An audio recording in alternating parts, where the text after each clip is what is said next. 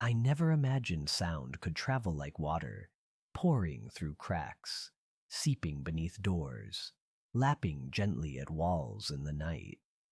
During those first weeks home from the hospital, every inch of apartment 3B shook with Lily's cries. I walked with her in wavering circles, patting a back no bigger than my palm, whisper begging for any god or reasonable demon to grant an hour of silence. My wife, Anna, hunched on the couch in a milk-stained robe, mascara smudged like bruises she never earned.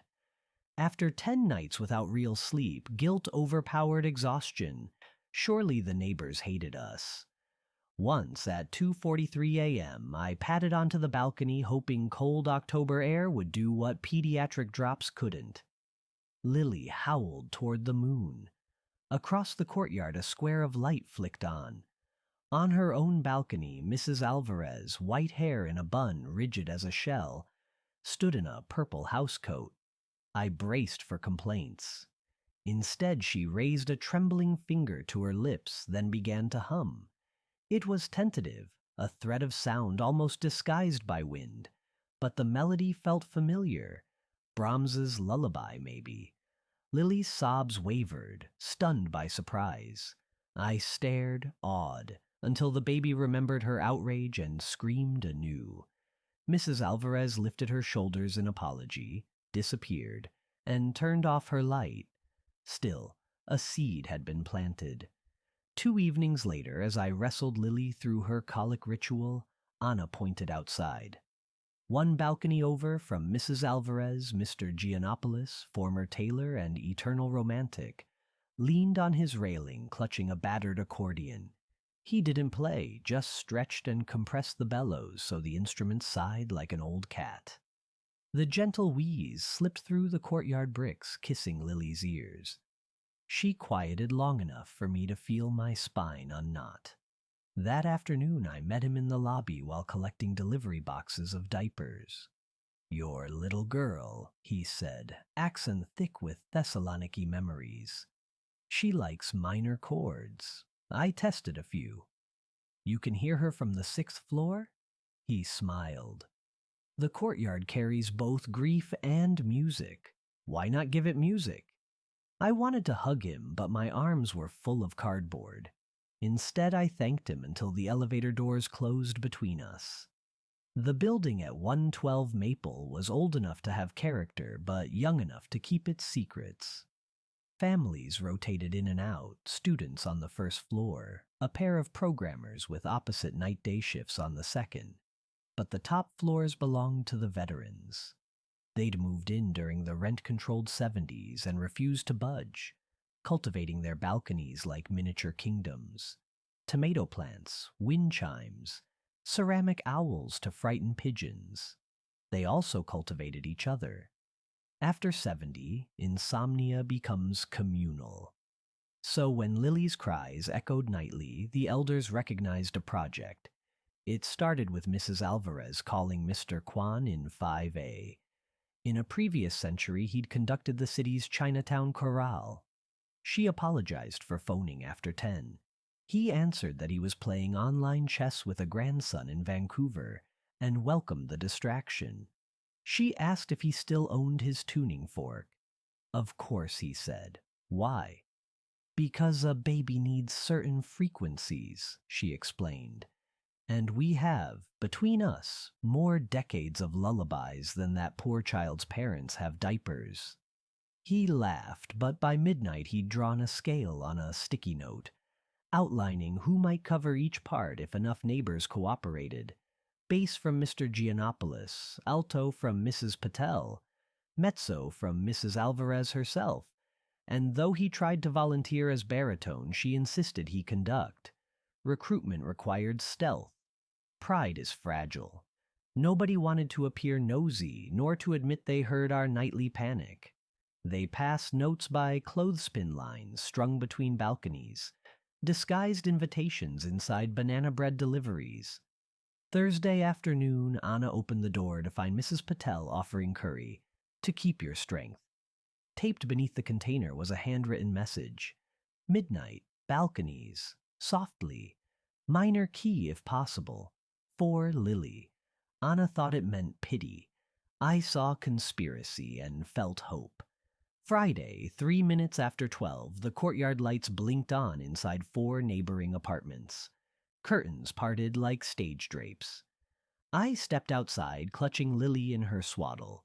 She fussed, pre-cry vibrations humming under skin, but hadn't erupted yet.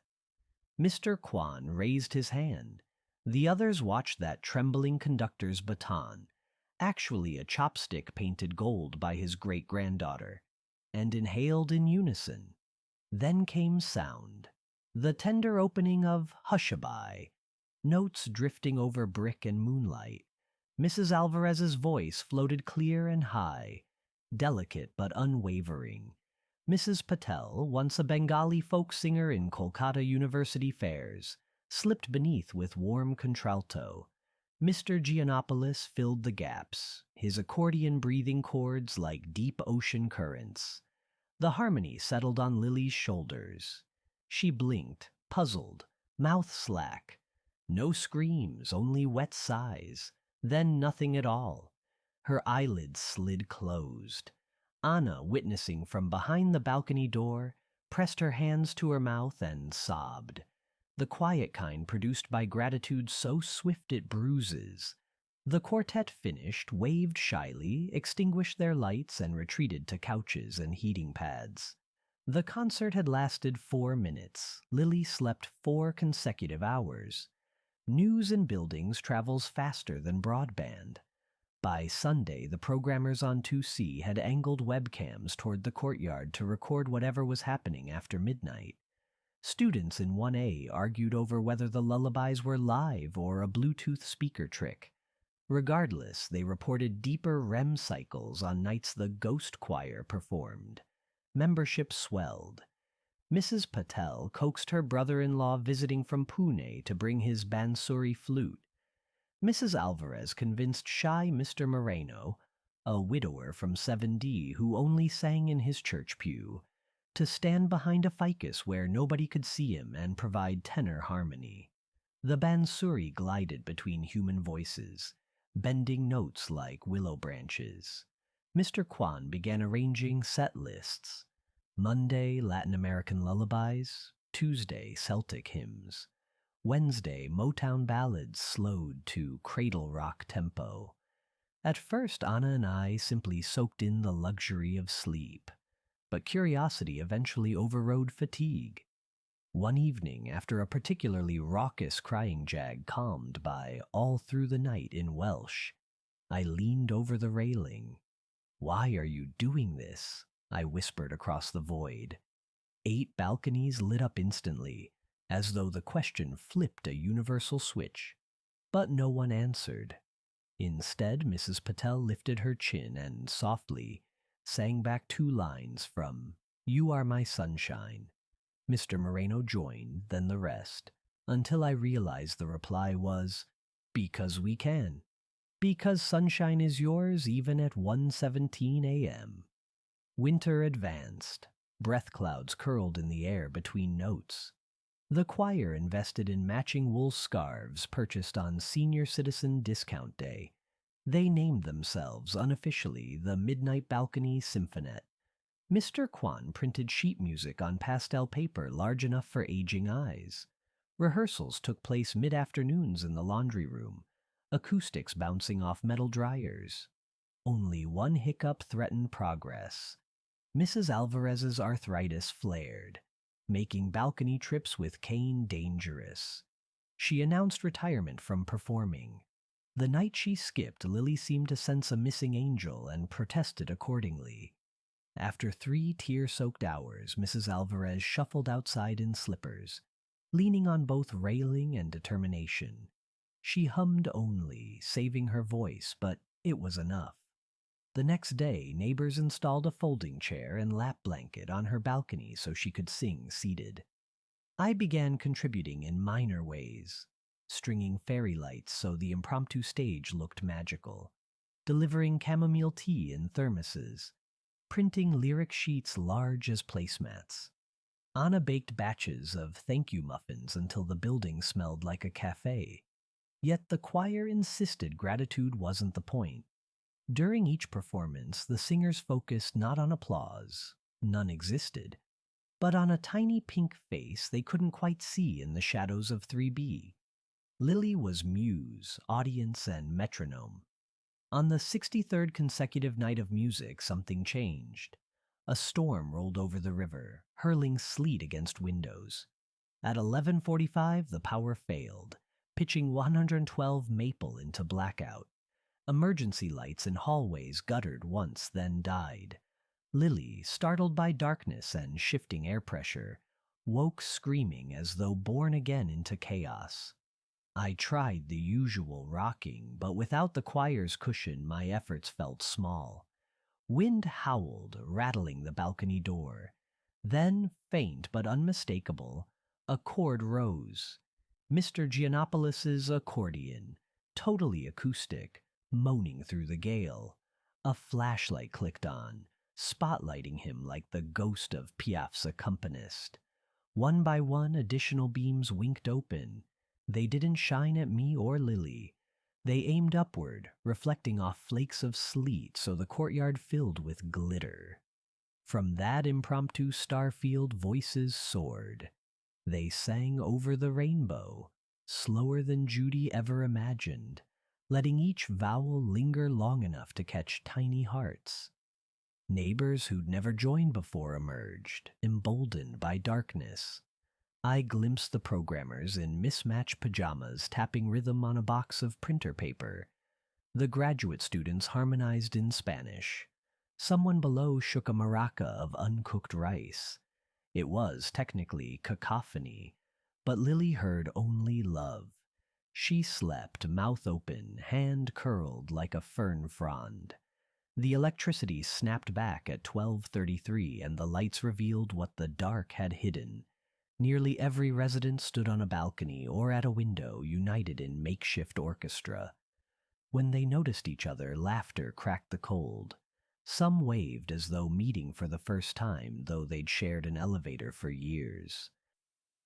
The next morning, the lobby bulletin board bore a new flyer. Community potluck and baby serenade, Saturday, 6 p.m. It was signed simply, Your Sleepless Neighbors. Anna decoded the invitation quicker than I did. They want to meet her, she said. Do you think that's wise? RSVPs might add more stress. She's not the only one who needs soothing, Anna answered, touching the purple hollows under my eyes. Saturday, the bakery on the corner donated baguettes. Someone else brought folding chairs. Food appeared representing continents. Pierogi, injera, sushi, lasagna. Mrs. Alvarez refused help carrying 2 lemon flans because voice boxes aren't the only boxes that still work. In the center of the lobby, wrapped in a sling against my chest, Lily observed her saviors. She gurgled, uncertain if this daylight gathering matched her memory of angelic voices drifting through night. At 7, Mr. Kwan tapped a glass and cleared his throat. Music, he said, is older than any of us here, even older than little Lily, who seems eternal at 3 a.m. We sing because it is what humans learned to do before we knew how to apologize or ask permission. He gestured to the choir, no longer secret, not exactly official. If you wish, we will keep singing. Not every night. Some of us need our blood pressure sleep. But perhaps Mondays and Thursdays, or newborns' birthdays, or whenever the world storms hard enough that we must storm back with melody. Applause thundered. Lily startled, but instead of crying, she released a squeal uncannily on pitch. I like to think Mr. Kwan added it to his mental score. From then on, the Midnight Balcony Symphonette followed a schedule posted near the mailboxes. Mondays, American Folk. Thursdays, World Lullabies. Special requests accepted in the suggestion jar shaped like a tuba. Lily outgrew colic slowly, as babies do. 2 fewer wails per night, then 20. By February, she slept long stretches without external harmony. Still, on choir nights, Anna and I opened the balcony door a crack to let music flow through her dreams like warm tide water. On evenings without concerts, Lily sometimes stirred near midnight, searching unconsciously for her chorus. I would hum the gist of whatever they'd sung last, clumsy in comparison, yet serviceable. Spring replaced sleet with magnolia petals. Courtyard pigeons nested in a gutter above 4D, treating each rehearsal as their personal perch. Lily learned to roll, then sit. We perched her in a bouncy seat by the sliding glass and pointed. That's Mrs. Alvarez hitting high F. That low rumble belongs to Mr. Moreno. Lily slapped her knees in delight, ambassador between generations. One Saturday, I found myself alone in the laundry room with Mr. Giannopoulos folding onesies. He asked how fatherhood felt now. I searched for words and came up with, like I've been given both a puzzle and a choir to solve it. He laughed. Nonsense. The puzzle solved itself. We only provided the soundtrack. In June, Anna returned to work, a nurse's badge now augmented by dark circles turned pale. I worked remote, laptop balanced on a lap, also holding Lily. On lunch breaks, I wheeled her across the courtyard to visit singers. She chewed on Mrs. Patel's knitted finger puppets, drooled onto Mr. Kwan's baton. They didn't mind. It was as though the entire top half of the building had adopted a grandchild by committee. Not every moment was cinematic. There were still nights Lily rejected even the symphonette, screaming loud enough to drive bats from eaves. One July evening, she spiked a fever. The pediatrician's office placed us on hold long enough that I considered inventing my own antibiotic from freezer mold. Anna rocked Lily under kitchen fluorescents while thunder rattled pots. At 12:10, the balcony choir, alerted by instinct more than schedule, launched into You'll Never Walk Alone. Rain hammered railings, yet 70-year-old voices punched through damp air and fear. The fever broke at dawn. When August arrived, the building hosted its first courtyard concert open to the entire neighborhood. The symphonette performed from balconies. Newcomers set up plastic chairs below. Word spread to local press. A reporter asked Mrs. Alvarez what inspired them. She answered, "Infants remind us we're not done practicing tenderness." The article, printed with a photo of Lily drooling on her rattle, circulated citywide. Babies from other complexes were rumored to fall asleep merely by reading about the choir. Eventually, Lily's bedtime moved to 8 pre-concert. Still, every Monday she clutched the bars of her crib, listening through cracked windows for distant chords. When none arrived, because even retirees reserved the right to skip a rehearsal, she babbled something approximating la la, as if volunteering. On her first birthday, we set cupcakes on the courtyard planter boxes. Residents gathered, some using canes, some strollers. The symphonette took their positions and delivered the most syncopated version of Happy Birthday imaginable. Half-tempo first verse, jazz hand second. Lily smashed frosting into her hair like avant-garde conditioner. Neighbors applauded, sugar glitter drifted, and my daughter grinned as if applause was her birthright. After cake, I clasped hands with Mrs. Alvarez. "We can never repay you," I told her. "Repay?"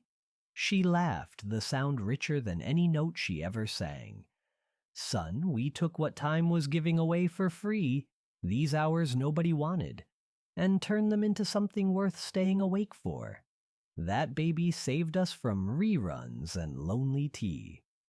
I realized then the exchange had never been unidirectional. While the elders sang my child to sleep, Lily had awakened pieces of themselves they'd feared gone quiet. The conductor in Mr. Kwan, the stage fright in Mr. Moreno, the embouchure in Mrs. Patel's brother-in-law. Purpose is symmetrical. It needs receivers and givers in tandem. Autumn returned. anniversary of the first lullaby. At 11:59 p.m., I stepped onto the balcony with Lily, now toddler weight, and waited. Across the courtyard, one by one, lights glowed. There were fewer this year. Mrs. Patel had moved south to live near her son, and the programmers relocated for new jobs. But replacements had arrived. A retired music teacher, a widowed clarinetist, a kindergarten aide newly discovering her alto. Mr. Kwan, silver hair thinner but eyes sharp, raised his baton. The ensemble launched into Brahms again, the Genesis piece. Lily's head dropped to my shoulder before bar 10. I did not hush them afterward. Instead, I whispered across the gap, "Your turn to rest, maestro. I think we can take the night shift now." From my chest, Lily emitted a tired but convincing, "La la." Cheers drifted back. "Take it away, Dad. Show us what the next generation learned. We're listening." So I began, wobbly, on "Twinkle, Twinkle," Anna joining from the doorway, my child's soft humming somewhere between us. The elder choir served as backup, threading gentle harmonies. I knew then our building had woven a tradition not bound to birth certificates or leases. Music had created a safety net across steel and stone, each balcony a knot in the rope.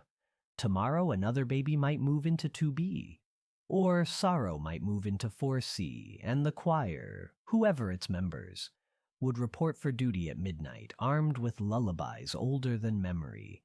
Sound travels like water, I'd learned, but also like light, easiest to see when the world is darkest.